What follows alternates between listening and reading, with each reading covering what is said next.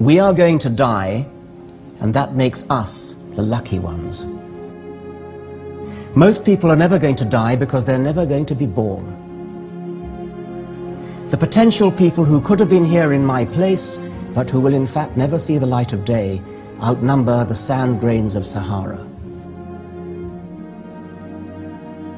Certainly those unborn ghosts include greater poets than Keats, scientists greater than Newton.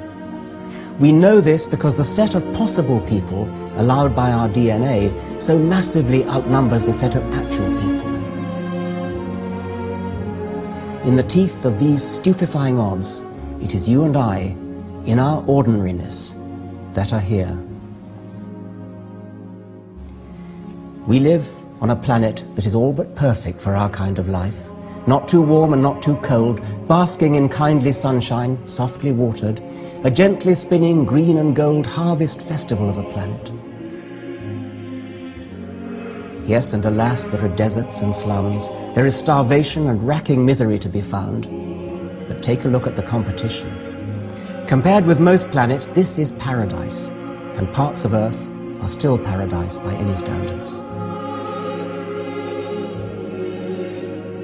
What are the odds that a planet picked at random will have these complacent properties? Even the most optimistic calculation will put it at less than 1 in a million. Imagine a spaceship full of sleeping explorers, deep frozen would-be colonists of some distant world. Perhaps the ship is on a forlorn mission to save the species before an unstoppable comet, like the one that killed the dinosaurs, hits the home planet. The voyagers go into the deep freeze, soberly reckoning the odds against their spaceships ever chancing upon a planet friendly to life. If 1 in a million planets is suitable at best, and it takes centuries to travel from each star to the next, the spaceship is pathetically unlikely to find a tolerable, let alone safe haven for its sleeping cargo. But imagine that the ship's robot pilot turns out to be unthinkably lucky.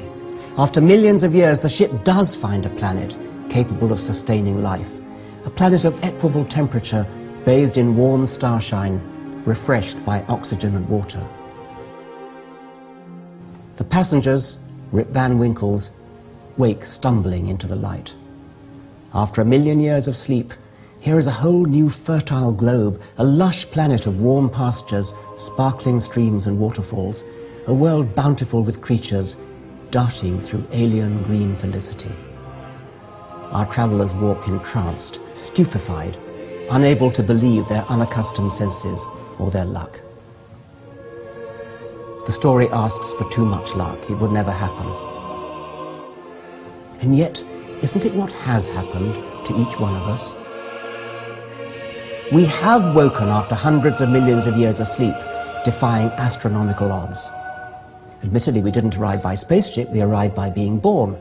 And we didn't burst conscious into the world, but accumulated awareness gradually through babyhood.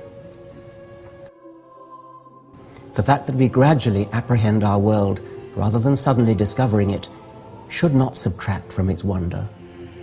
It is no accident that our kind of life finds itself on a planet whose temperature, rainfall, and everything else are exactly right. If the planet was suitable for another kind of life, it is that other kind of life that would have evolved here. But we, as individuals, are still hugely blessed, privileged, and not just privileged to enjoy our planet. More, we are granted the opportunity to understand why our eyes are open and why they see what they do in the short time before they close forever.